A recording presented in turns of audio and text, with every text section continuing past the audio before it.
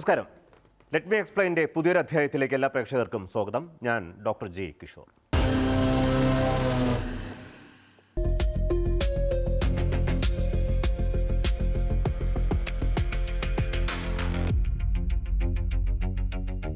രണ്ടായിരത്തി 22 ഖത്തറിൽ ലോകം കണ്ടത് ലയണൽ മെസ്സിയുടെ സ്വപ്ന സാഫല്യമായിരുന്നു. എന്നാൽ 2026 അമേരിക്കയിൽ നടന്ന ലോകകപ്പ് ഫൈനലിൽ ചരിത്രം വഴിമാറുകയായിരുന്നു. എക്സ്ട്രാ ടൈമിൽ നേടിയ ഒരൊറ്റ ഗോൾ സ്പെയിനിനെ ലോക ചാമ്പ്യന്മാരാക്കി.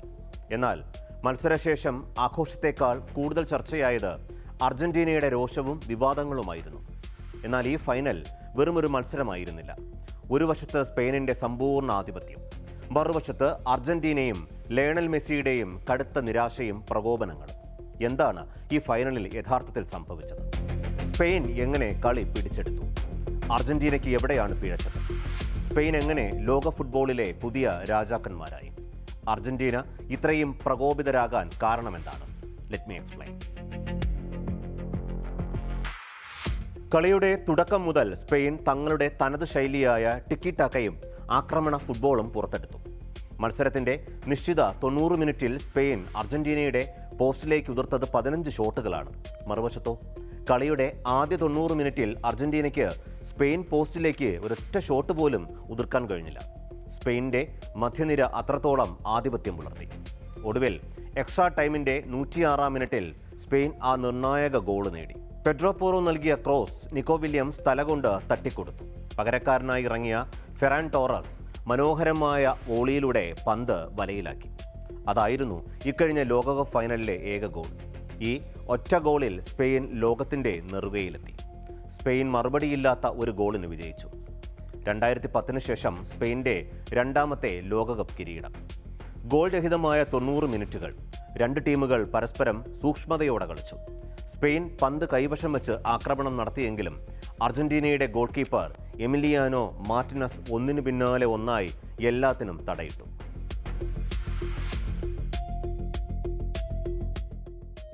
ഈ കിരീടം ഒരു ദിവസത്തെ പ്രകടനത്തിൻ്റെ മാത്രം ഫലമല്ല.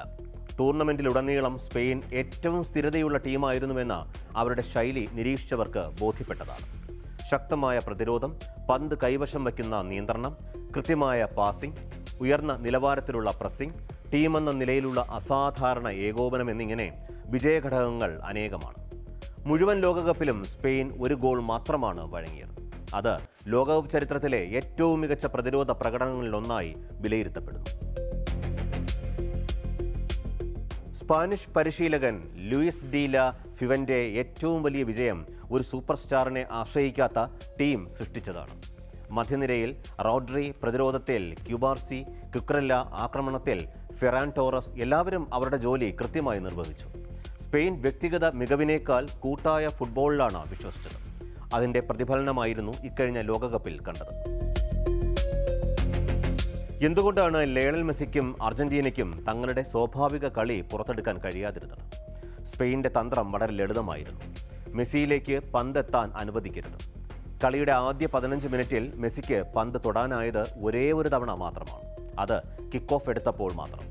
അത്രത്തോളം കൃത്യമായി സ്പെയിൻ മെസ്സിയെ മാർക്ക് ചെയ്യുകയും അർജന്റീനയുടെ പാസിംഗ് ലൈനുകൾ അടയ്ക്കുകയും ചെയ്തു. ഈ ലോകകപ്പിൽ അർജന്റീനയുടെ ഏറ്റവും ശാന്തമായ പ്രകടനമായിരുന്നു ഇതെന്ന് വേണമെങ്കിൽ വിലയിരുത്താം.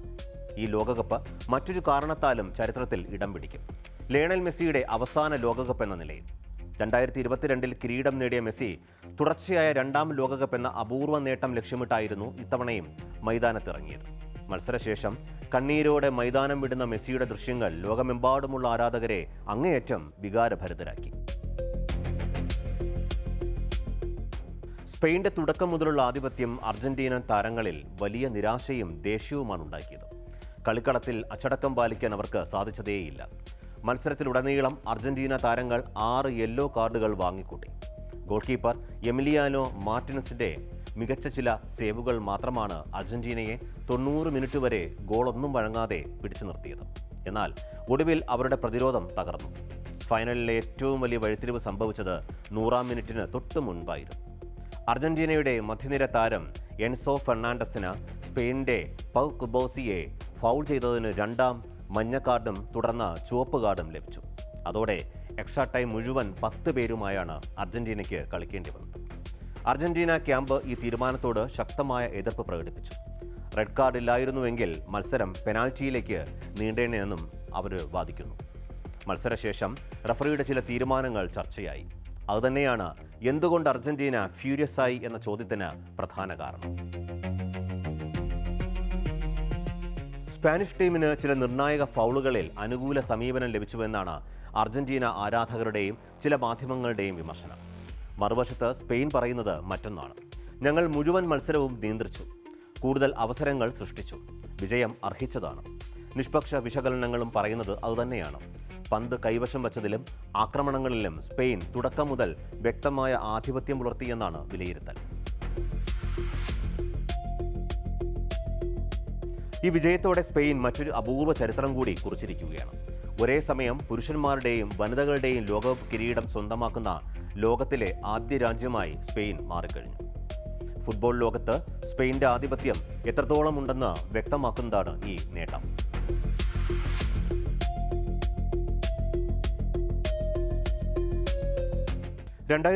ശേഷം സ്പെയിൻ വീണ്ടും ലോക ഫുട്ബോളിന്റെ നെറുകയിലെത്തി. അതേസമയം അർജന്റീനയ്ക്ക് മുന്നിൽ ഒരു വലിയ ചോദ്യമുണ്ട്. മെസ്സിക്ക് ശേഷം ആരാണ്? അടുത്ത തലമുറയെ എങ്ങനെ വാർത്തെടുക്കും? 2022 ലോകകപ്പ് നേടിയ തലമുറ പതിയെ പടിയിറങ്ങുകയാണ്. ഈ ലോകകപ്പ് ഒരു ഫൈനൽ മാത്രമായിരുന്നില്ല, അത് 2 തലമുറകളുടെ ഏറ്റുമുട്ടലായിരുന്നു. ഒരു വശത്ത് ലോക ഫുട്ബോളിലെ ഇതിഹാസം മെസ്സിയുടെ അവസാന വലിയ പോരാട്ടം, മറുവശത്ത് കൂട്ടായ ഫുട്ബോളിലൂടെ പുതിയ സാമ്രാജ്യം പണിത സ്പെയിൻ. ഫുട്ബോൾ വീണ്ടും തെളിയിച്ചിരിക്കുകയാണ്. സൂപ്പർ താരങ്ങൾ മത്സരങ്ങൾ ജയിപ്പിച്ചേക്കാം, പക്ഷേ ലോകകപ്പുകൾ ജയിക്കുന്നത് പലപ്പോഴും ഒരു മികച്ച ടീമാണ്. 2026 ലോകകപ്പ് അതിന് ഏറ്റവും വലിയ തെളിവായി മാറിയിരിക്കുകയാണ്.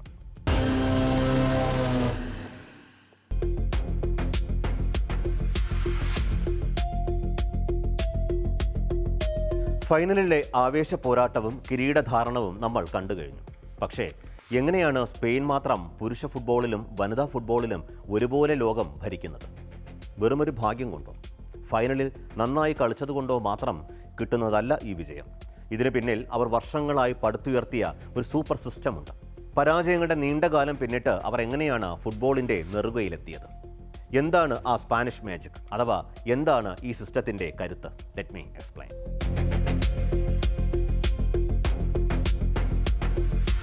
ആദ്യത്തെ രഹസ്യം അവരുടെ കളി രീതി തന്നെയാണ്. മിക്ക രാജ്യങ്ങളിലും ഓരോ ക്ലബ്ബും ഓരോ രീതിയിലാണ് കളിക്കുന്നത്. എന്നാൽ സ്പെയിനിൽ അങ്ങനെയല്ല. 9 വയസ്സുള്ള ഒരു കുട്ടി അക്കാദമിയിൽ ചേരുമ്പോൾ മുതൽ അവരെ ഒരു കാര്യം മാത്രമേ പഠിപ്പിക്കൂ: പന്ത് കയ്യിൽ വയ്ക്കുക, കൃത്യമായി പാസ് ചെയ്യുക, ക്ഷമയോടെ കാത്തിരുന്ന് ഗോളടിക്കുക. പഴയ മന്ദഗതിയിലുള്ള ടിക്കി ടാക്ക ശൈലിയിൽ നിന്ന് കൂടുതൽ വേഗത്തിൽ ആക്രമണം നടത്തുന്ന രീതിയിലേക്ക് അവർ ഈ ബ്ലൂ പ്രിൻ്റ് അപ്ഗ്രേഡ് ചെയ്തു. ഇത് ചെറുപ്പം മുതലേ രക്തത്തിൽ അലിഞ്ഞു ചേരുന്നതുകൊണ്ട് ഇവർ നാഷണൽ ടീമിലെത്തുമ്പോൾ ആർക്കും പ്രത്യേകം കളി പഠിപ്പിച്ചു കൊടുക്കേണ്ടി വരുന്നില്ല. എല്ലാവർക്കും ഒരേ ചിന്തയാണ്, ഒരേ ശൈലിയാണ്. രണ്ടാമത്തെ കാരണം അവരുടെ ലോകോത്തര അക്കാദമികളാണ്, പ്രത്യേകിച്ച് ബാഴ്സലോണയുടെ പ്രശസ്തമായ ലാ മാസിയ. മറ്റു പല വമ്പൻ ടീമുകളും കോടികൾ കൊടുത്ത് പുറത്തുനിന്ന് കളിക്കാരെ വാങ്ങുമ്പോൾ സ്പെയിൻ സ്വന്തമായി കുട്ടികളെ വളർത്തിയെടുക്കുന്നു. മറ്റൊരു പ്രധാന കാര്യം, 2021 പെൺകുട്ടികൾക്കായും ലാ മാസിയ വാതിലുകൾ തുറന്നു. ഇന്ന് ലോകത്തെ വിറപ്പിക്കുന്ന ലമീൻ യമാലും വനിതാ ഫുട്ബോളിലെ റാണിയായ ഐറ്റാന ബൊൻമറ്റിയുമൊക്കെ ഈ ഫാക്ടറിയിൽ നിന്ന് ഇറങ്ങിയവരാണ്. ചെറുപ്പം മുതലേ ഒന്നിച്ച് കളിച്ച് വളർന്നതുകൊണ്ട് കളിക്കാർക്കിടയിലെ ബോണ്ടിങ് വേറൊരു ലെവലാണ്. മൂന്നാമത്തെ കാര്യം, സ്പെയിൻ ഒരിക്കലും ഒരു സൂപ്പർ താരത്തെ മാത്രം വിശ്വസിച്ച് കളിക്കുന്നില്ല. മെസ്സിയോ റൊണാൾഡോയോ എംബാപ്പയോ പോലെ ഒരു വ്യക്തിയെ മാത്രം ആശ്രയിച്ചല്ല അവർ ഇറങ്ങുന്നത്. 11 പേരും ഒരുപോലെ, ഒരു മെഷീൻ പോലെ പ്രവർത്തിക്കുന്നു. ഏതെങ്കിലും ഒരു പ്രധാന കളിക്കാരന് പരിക്കേറ്റാൽ പോലും സ്പെയിനിൻ്റെ കളി മാറില്ല. കാരണം പകരം വരുന്ന ആൾക്കും സിസ്റ്റം കൃത്യമായി അറിയാം. ഇതുകൂടാതെ കുട്ടികളെ പരിശീലിപ്പിച്ച അതേ കോച്ചുമാർ തന്നെയാണ് പിന്നീട് സീനിയർ ടീമിലേക്കും വരുന്നത്. സീനിയർ ടീം കോച്ചായ ലൂയിസ് ഡി ലാ ഫുവൻ്റെ സ്പെയിനിൻ്റെ അണ്ടർ 19, അണ്ടർ 21, അണ്ടർ 23 ടീമുകളെ ദീർഘകാലം പരിശീലിപ്പിച്ച ശേഷമാണ് സീനിയർ ടീമിലെത്തിയത്. അതായത് ഇന്നത്തെ സീനിയർ താരങ്ങൾ വളർന്നു വന്ന ഓരോ ഘട്ടത്തിലും ഈ സിസ്റ്റം അവരുടെ കൂടെ തന്നെ ഉണ്ടായിരുന്നു. ചുരുക്കത്തിൽ പറഞ്ഞാൽ സ്പെയിനിൻ്റെ ഈ വിജയങ്ങൾ യാദൃശ്ചികമായി സംഭവിച്ചതല്ല, താഴെത്തട്ടിൽ നിന്ന് വർഷങ്ങളെടുത്ത് അവർ ഉണ്ടാക്കിയെടുത്ത കൃത്യമായ പ്ലാനിങ്ങിൻ്റെ ഫലമാണ്. ഇനി ഏത് രാജ്യം ഫുട്ബോൾ ലോകം ഭരിക്കാൻ വന്നാലും സ്പെയിനിൻ്റെ ഈ ഫോർമുല പഠിക്കാതെ അവർക്ക് മുന്നോട്ട് പോകാനാവില്ല.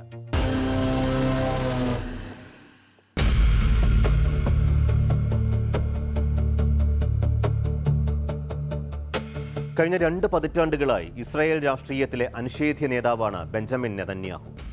ഒക്ടോബർ 27-ന് ഇസ്രായേലിൽ പൊതു തിരഞ്ഞെടുപ്പ് നടക്കാനിരിക്കെ മിസ്റ്റർ സെക്യൂരിറ്റി എന്നറിയപ്പെടുന്ന നെതന്യാഹുവിന് വലിയൊരു വെല്ലുവിളി ഉയരുകയാണ്. അത് ഒരു പരിചയസമ്പന്നനായ രാഷ്ട്രീയക്കാരനിൽ നിന്നല്ല, മറിച്ച് കഴിഞ്ഞ വർഷം മാത്രം രാഷ്ട്രീയത്തിലേക്ക് കടന്നു വന്ന ഒരു മുൻ സൈനിക ജനറലിൽ നിന്നാണ്. ഹമാസുമായുള്ള യുദ്ധം, ഇറാനുമായുള്ള ഏറ്റുമുട്ടൽ, ലെബനനിലെ സംഘർഷം ഇതെല്ലാം പിന്നിട്ട് ഇസ്രായേൽ വീണ്ടും തെരഞ്ഞെടുപ്പിലേക്ക് കടക്കുന്ന സാഹചര്യത്തിൽ നെതന്യാഹുവിന് അഗ്നിപരീക്ഷ സൃഷ്ടിക്കാൻ ഇറങ്ങിത്തിരിച്ച ആ മുൻ സൈനിക മേധാവിയുടെ പേരാണ് ഗാഡി ഐസൻകോട്ട്. ആരാണ് ഈ ഐസൻകോട്ട്? എന്തുകൊണ്ടാണ് നെതന്യാഹുവിൻ്റെ ജനപ്രീതി ഇടിയുന്നത്? യുദ്ധം ജയിച്ച നേതാവിന് തെരഞ്ഞെടുപ്പിൽ ജയിക്കാൻ കഴിയാത്ത സാഹചര്യമാണോ? Let me explain.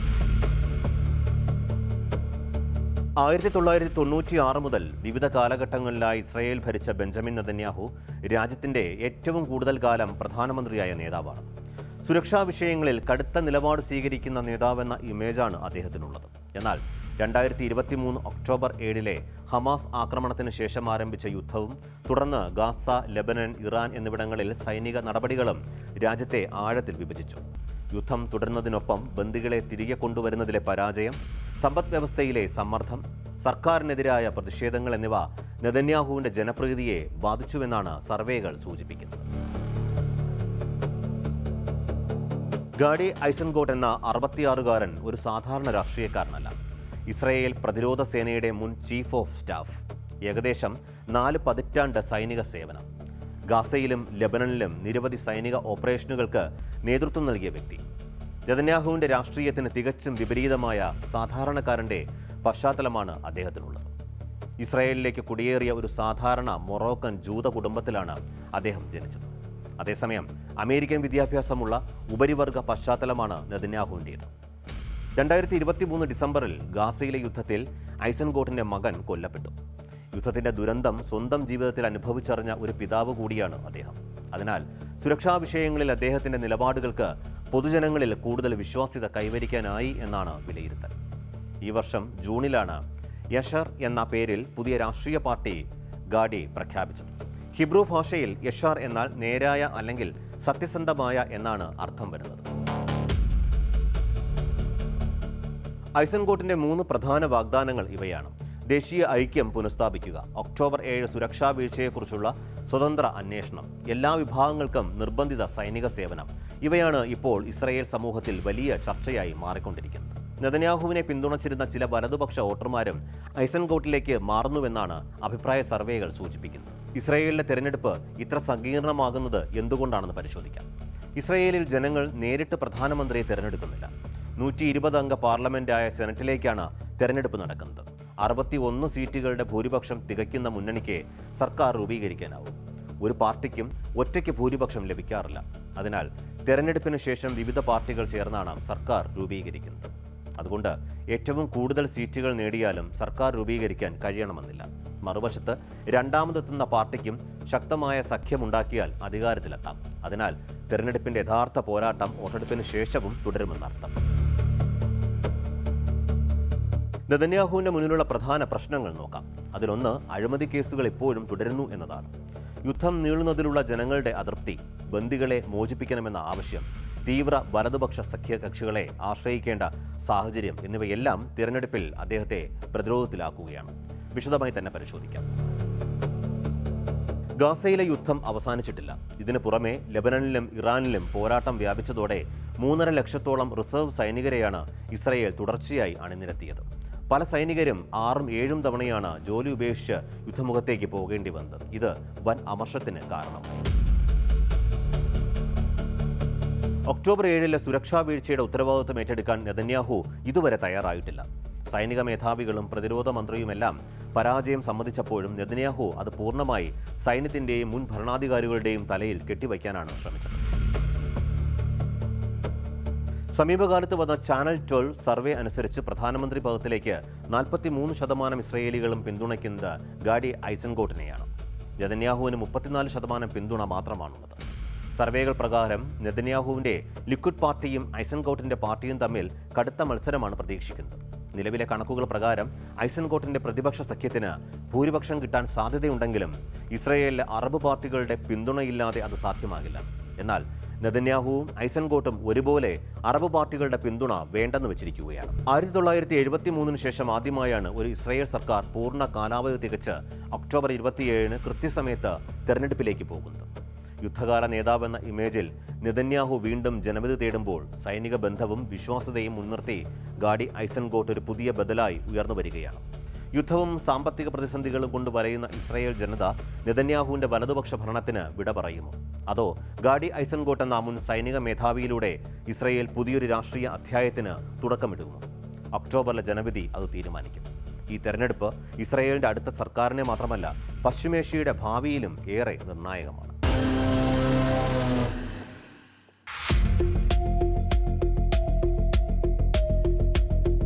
ഇന്ത്യക്ക് പാകിസ്ഥാനെ ഒഴിവാക്കി അഫ്ഗാനിസ്ഥാനിലേക്കും റഷ്യയിലേക്കും മധ്യേഷ്യയിലേക്കും എത്തിച്ചേരാൻ കഴിയുന്ന ഒരേ ഒരു സമുദ്ര കവാടം. ചൈനയുടെ ഗവാദർ തുറമുഖത്തിനുള്ള ഇന്ത്യയുടെ മറുപടി. ഇന്ത്യയുടെ കണക്ടിവിറ്റി ഡിപ്ലോമസിയുടെ ഏറ്റവും വലിയ പ്രതീകം അതാണ് ചാബഹാർ തുറമുഖം. ആ ചാബഹാർ തുറമുഖം ഇപ്പോൾ വലിയ പ്രതിസന്ധി നേരിടുന്നുവെന്നാണ് പുതിയ റിപ്പോർട്ടുകൾ. അമേരിക്കൻ ഉപരോധവും വ്യോമാക്രമണവും നിലനിൽക്കെ ചാബഹാർ തുറമുഖ പദ്ധതിയിൽ ഇന്ത്യയുടെ $120 ദശലക്ഷം നിക്ഷേപത്തിന് എന്ത് സംഭവിക്കുമെന്നാണ് രാജ്യം കരുതലോടെ നിരീക്ഷിക്കുന്നത്. അമേരിക്ക ഇറാനെതിരെ ഉപരോധം കടുപ്പിക്കുന്ന സാഹചര്യത്തിൽ ഇന്ത്യയുടെ ചാബഹാർ പദ്ധതിക്ക് എന്താണ് സംഭവിക്കാൻ പോകുന്നത്? ഇന്ത്യ ഇത്രയും പ്രാധാന്യം നൽകുന്ന ഈ തുറമുഖം എന്തുകൊണ്ടാണ് ആഗോള രാഷ്ട്രീയത്തിന്റെ കേന്ദ്രമായി മാറിയത്? Let me explain.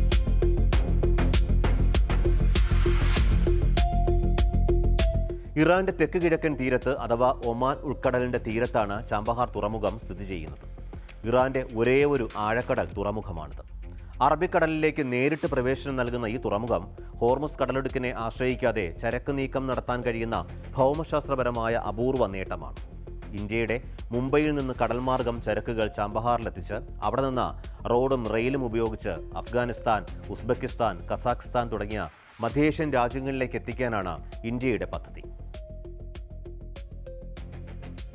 അഫ്ഗാനിസ്ഥാനിലേക്കുള്ള ഇന്ത്യയുടെ കരമാർഗം പാകിസ്ഥാനിലൂടെയാണ്. എന്നാൽ ഇന്ത്യ പാകിസ്ഥാൻ ബന്ധം മോശമായതിനാൽ ആ വഴി ഉപയോഗിക്കാൻ നിലവിൽ സാധ്യമല്ല. അവിടെയാണ് ചാബഹാർ തുറമുഖം ഇന്ത്യക്ക് ഒരു പുതിയ വഴി തുറക്കുന്നത്. ഇത് വെറുമൊരു തുറമുഖമല്ല, ഇന്ത്യയുടെ വിദേശ നയത്തിന്റെ ഭാഗമാണ്. പാകിസ്ഥാനെ മറികടക്കുക, അഫ്ഗാനിസ്ഥാനുമായി നേരിട്ടുള്ള വ്യാപാരം സാധ്യമാക്കുക, മധ്യേഷ്യയിലെ ഊർജ്ജ സമ്പന്ന രാജ്യങ്ങളുമായി ബന്ധം മെച്ചപ്പെടുത്തുക എന്നീ സാധ്യതകളാണ് ഇന്ത്യക്ക് ഇതുവഴി തുറന്നു കിട്ടുന്നത്. റഷ്യയിലേക്കും യൂറോപ്പിലേക്കും ചരക്കെത്തിക്കുന്ന international north south transport corridor അഥവാ INSTCയുടെ പ്രധാന കവാടം കൂടിയാണിത്. അതുകൊണ്ടാണ് ഇന്ത്യ ഈ പദ്ധതിയിൽ നിക്ഷേപം നടത്തിയത്. ചാബഹാറിൽ നിന്നും വെറും 170 കിലോമീറ്റർ അകലെയാണ് പാകിസ്ഥാനിലെ ഗവാദർ തുറമുഖം.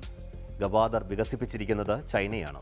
ഇത് ചൈന പാകിസ്ഥാൻ സാമ്പത്തിക ഇടനാഴിയുടെ അഥവാ CPECയുടെ പ്രധാന കേന്ദ്രമാണ്.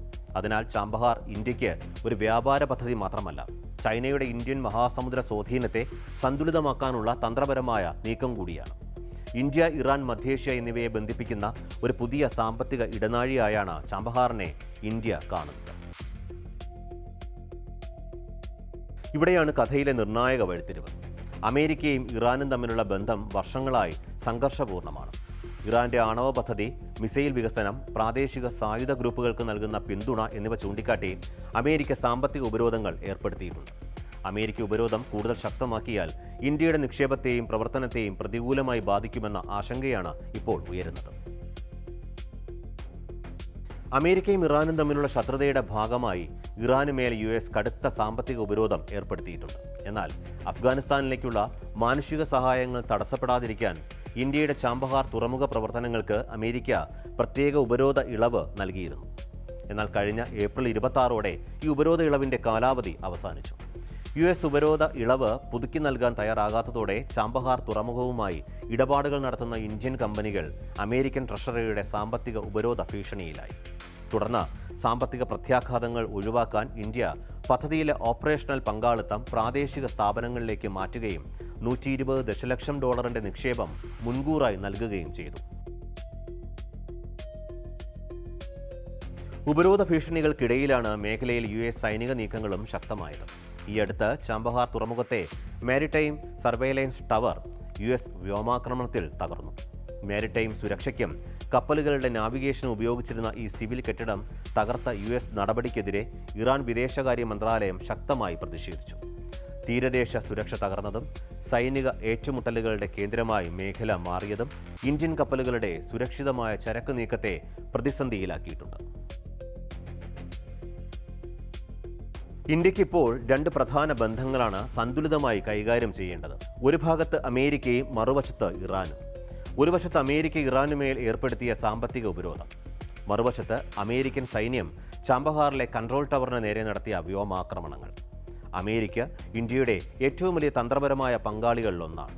അതേസമയം ചാബഹാർ പദ്ധതി ഇന്ത്യയുടെ ദീർഘകാല ദേശീയ താൽപ്പര്യത്തിൻ്റെ ഭാഗമാണ്. ഇരു രാജ്യങ്ങളുമായുള്ള ബന്ധത്തിന് പോറലേൽക്കാതെ ഈ പദ്ധതി മുന്നോട്ട് കൊണ്ടുപോവുക എന്നതാണ് രാജ്യത്തിൻ്റെ ഏറ്റവും വലിയ നയതന്ത്ര വെല്ലുവിളി. ഈ പ്രതിസന്ധി മറികടക്കുന്നതിനായി ഇപ്പോൾ ഇന്ത്യ പരിശോധിക്കുന്ന സാധ്യതകൾ നോക്കാം. 1. അമേരിക്കയുമായി ഉപരോധ ഇളവിനായുള്ള ചർച്ച. 2. ഇറാനുമായുള്ള പ്രവർത്തന കരാറുകളുടെ പുനഃപരിശോധിക്കൽ. 3. ഇന്ത്യയുടെ നിക്ഷേപം നിയമപരമായി സംരക്ഷിക്കുന്ന പുതിയ സംവിധാനങ്ങൾ. 4. INSTC പദ്ധതിയെ കൂടുതൽ ശക്തിപ്പെടുത്തൽ എന്നിവയാണ്. ഇന്ത്യയുടെ നിലപാട് വ്യക്തമാണ്. ചാബഹാർ ഒരു വ്യാപാര പദ്ധതി മാത്രമല്ല, ദേശീയ തന്ത്രപരമായ ആവശ്യം കൂടിയാണ്. ചാബഹാർ പദ്ധതി തടസ്സപ്പെട്ടാൽ അഫ്ഗാനിസ്ഥാനിലേക്കുള്ള ഇന്ത്യയുടെ സ്വതന്ത്ര വ്യാപാര പാത ദുർബലമാകും. അതോടെ മധ്യേഷ്യയുമായുള്ള ബന്ധം മന്ദഗതിയിലാവുകയും ചെയ്യും. ചൈനയുടെ ഗവാദർ തുറമുഖത്തിൻ്റെ പ്രാധാന്യം കൂടുതൽ ഉയരുകയും ഇന്ത്യയുടെ പ്രാദേശിക സ്വാധീനത്തിന് അത് വലിയ തിരിച്ചടിയായി മാറുകയും ചെയ്യും. ഇന്ത്യ ചാബഹാറിൽ നിന്ന് പിന്മാറുകയോ പ്രവർത്തനം മന്ദഗതിയിലാക്കുകയോ ചെയ്താൽ ആ ഒഴിവിലേക്ക് ചൈന കടന്നുവരാൻ സാധ്യതയേറെയാണ്. ഇത് ഗവാദർ, ചാബഹാർ മേഖലകളിൽ ചൈനയുടെ കടൽ ആധിപത്യം വർദ്ധിപ്പിക്കും. അതുവഴി പാകിസ്ഥാനും നേട്ടമുണ്ടാകും. അതുകൊണ്ടാണ് ചാബഹാർ ഒരു തുറമുഖമെന്നതിലുപരി ഇന്ത്യയുടെ ഭാവി ഭൗമരാഷ്ട്രീയ തന്ത്രത്തിൻ്റെ ഭാഗമാണെന്ന് വിദഗ്ധർ വിലയിരുത്തുന്നു. അഫ്ഗാനിസ്ഥാനിലേക്കും മധ്യേഷ്യയിലേക്കും തുറന്ന ഇന്ത്യയുടെ വലിയൊരു വാതിലാണ് ചാബഹാർ. ഉപരോധങ്ങളും യുദ്ധസമാന സാഹചര്യങ്ങളും കാരണം ഈ പദ്ധതി തടസ്സപ്പെടുന്നത് ഇന്ത്യയുടെ ദീർഘകാല തന്ത്രപരമായ ലക്ഷ്യങ്ങൾക്ക് വലിയ തിരിച്ചടിയാണ്.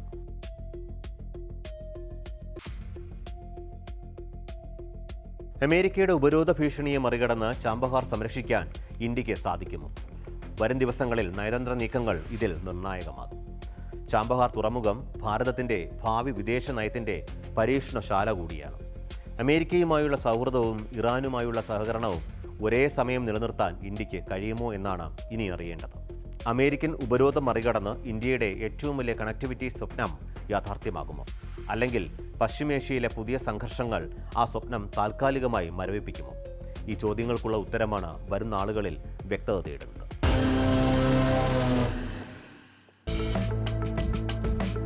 ഓഹരി വിപണിയിൽ നിക്ഷേപിക്കുമ്പോൾ നിങ്ങൾ എന്തൊക്കെ കാര്യങ്ങളാണ് ശ്രദ്ധിക്കുന്നത്? ലാഭം, വളർച്ച, കമ്പനിയുടെ വലിപ്പം, ഭാവിയിൽ എത്ര നേട്ടമുണ്ടാകും, അങ്ങനെ പലതും. ഓഹരി വിപണിയിൽ പണം മുടക്കുമ്പോൾ ലാഭം മാത്രം നോക്കുന്ന പരമ്പരാഗത രീതിയിൽ നിന്ന് ഇന്ത്യൻ നിക്ഷേപകർ വലിയൊരു മാറ്റത്തിന് സാക്ഷ്യം വഹിക്കുകയാണ്. പരിസ്ഥിതിക്കും സമൂഹത്തിനും കോട്ടമുണ്ടാക്കാത്ത കമ്പനികളിൽ നിക്ഷേപിക്കുന്ന എത്തിക്കൽ ഇൻവെസ്റ്റിംഗ് രീതിക്ക് ഇന്ത്യയിൽ ജനപ്രീതി ഏറുകയാണ്. ഇനി നിക്ഷേപം നടത്തുന്നതിന് മുൻപ് ഒരു പുതിയ ചോദ്യം കൂടി ഉയരും. ഈ കമ്പനി മൃഗങ്ങളോട് ക്രൂരത കാണിക്കുന്നുണ്ടോ? വിചിത്രമായി തോന്നുന്നുണ്ടല്ലേ?